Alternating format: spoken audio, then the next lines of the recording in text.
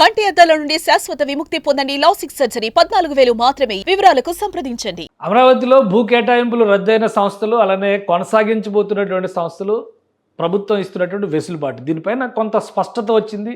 17వ తేదీన జరిగేటువంటి మంత్రివర్గ సమావేశం తర్వాత మరింత క్లారిటీ వచ్చేటువంటి అవకాశం ఉంది. ఒక లిస్ట్ ఉంది మన దగ్గర. ఆ లిస్ట్ ప్రకారం అమరావతిలో కొనసాగబోతున్నటువంటి సంస్థల జాబితా ఏంటో చూద్దాం. అలానే రద్దయినటువంటి సంస్థల లిస్టు కూడా చాలా క్లియర్గా ఉంది. వీటిలో కొన్ని మార్పులు చేర్పులు కూడా జరుగుతున్నాయి. వాటిని ఒకసారి పరిశీలించేటువంటి ప్రయత్నం చేద్దాం. ఇది అలాట్ అయినటువంటి వాటిలో ఒక 30 సంస్థలు అవి కొనసాగుతాయి యథావిధిగా అనేటువంటి మాట మంత్రివర్గ ఉపసంఘం తెలియజేసింది. ఆ నేపథ్యంలో ఆ లిస్ట్ని ఒకసారి మనం చూసేటువంటి ప్రయత్నం చేద్దాం. ఇది మొత్తం ఆ లిస్ట్ని ఫైనల్ చేసిన తర్వాత ఇక్కడ అండర్ కన్స్ట్రక్షన్లో ఉన్నాయి, ఏవైతే నిర్మాణాలు మొదలుపెట్టి మధ్యలో ఆగినవి కానీ లేదా ప్రస్తుతం నిర్మాణాలు కొనసాగుతున్నాయి కానీ వాటన్నిటినీ కూడా ఈ లిస్టులో చేర్చారు.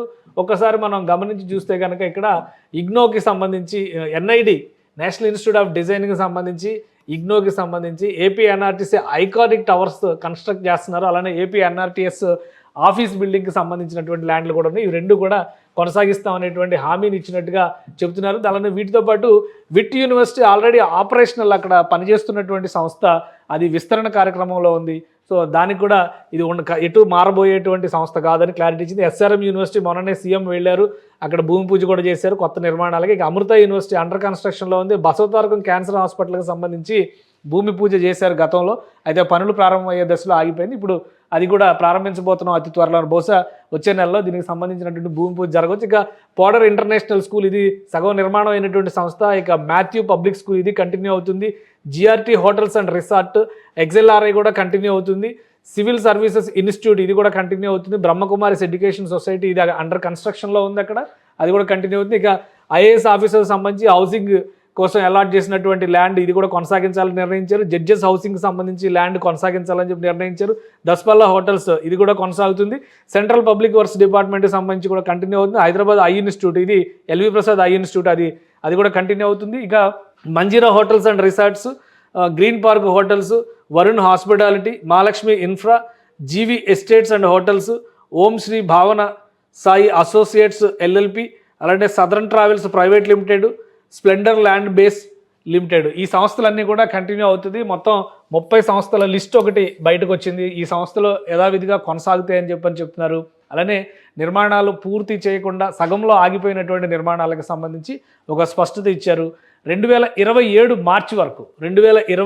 మార్చి వరకు ఈ నిర్మాణాలకు సంబంధించినటువంటి డెడ్ లైన్, అంటే ఒప్పందాలని ఇక్కడ కొనసాగించాలని చెప్పి నిర్ణయం తీసుకున్నారు.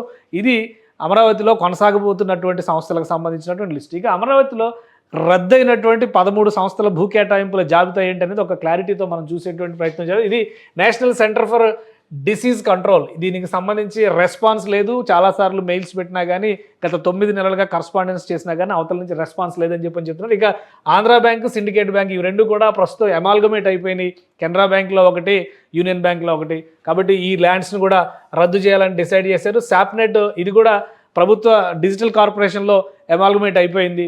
సో దీనికి కేటాయించినటువంటి స్థలాన్ని కూడా రద్దు చేశారు. రైట్స్ ఇది కూడా ప్రభుత్వ రంగ సంస్థ, ఇది కూడా రద్దు చేశారు. ఇక institute of leadership excellence and governance, Indo UK institute of health, BR Shetty Medicity, అలానే Scottish high school international, the heritage experiential learning school, ఇది కూడా ఎక్స్పెరిమెంటల్ లెర్నింగ్ స్కూల్ కూడా క్యాన్సిల్ చేశారు. సద్భావన వరల్డ్ స్కూల్ ఇది కూడా క్యాన్సిల్ చేశారు. ఎంపీ హోటల్స్ లిమిటెడ్ ఇది కూడా క్యాన్సిల్ అయిపోయింది. ఇండియన్ ఆయిల్ కార్పొరేషన్ ఇది ప్రభుత్వ రంగ సంస్థ. వాస్తవానికి మొత్తం 130 సంస్థలకి కేటాయిస్తే అందులో 67 సంస్థలు ప్రభుత్వ రంగ సంస్థలు ఉన్నాయి, 61 సంస్థలు దీనిలో మొత్తం ప్రైవేట్ రంగ సంస్థలు ఉన్నాయి. మిగతా కొన్ని పబ్లిక్ ప్రైవేట్ పార్ట్నర్షిప్తో చేస్తున్నటువంటి వెంచర్స్ ఉన్నాయి. సో మొత్తం మీద ఒక క్లారిటీ ఇచ్చేసింది సిఆర్డిఏ. దీనికి సంబంధించి ఒకసారి ల్యాండ్ వైజ్గా చూస్తే కనుక ఈ 19 సంస్థలకి సంబంధించినటువంటి ఒక షార్ట్ లిస్ట్ను కూడా సిఆర్డిఏలో బయటకు వచ్చినటువంటి జాబితా ఇది. ఇక్కడ ఈ 19 సంస్థలకి 570 ఎకరాలు కేటాయించింది ప్రభుత్వం.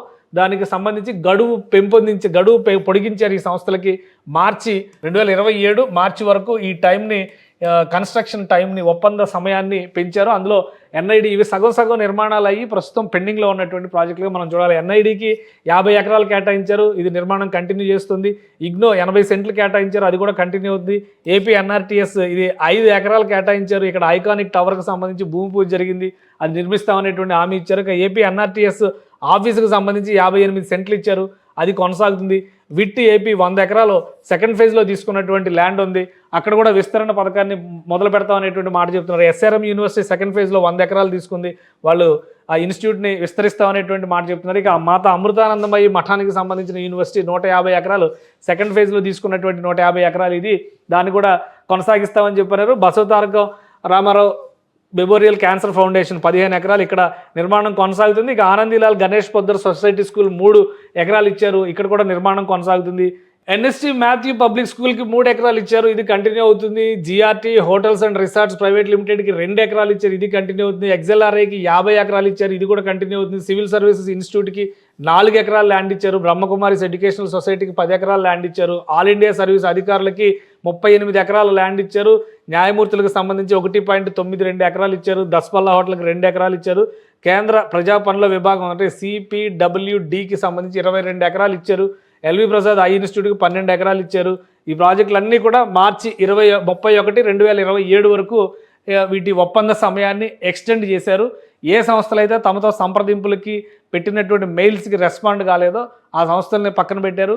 అలానే నిర్మాణం చేయడానికి సుముఖత వ్యక్తం చేసినటువంటి సంస్థలతో మరో దఫా అగ్రిమెంట్స్ చేసుకోబోతుంది ఏపీసీఆర్డీఏ. దానికి సంబంధించినటువంటి టైం లైన్ కూడా మ్యాక్సిమం 2-3 ఏళ్లే ఉండేటువంటి అవకాశం ఉంటుంది. ఇక రద్దయినటువంటి సంస్థల విషయంలో చూస్తే వీటికి ఇచ్చినటువంటి టోటల్ ల్యాండ్ ఒకసారి మనం పరిశీలిద్దాం.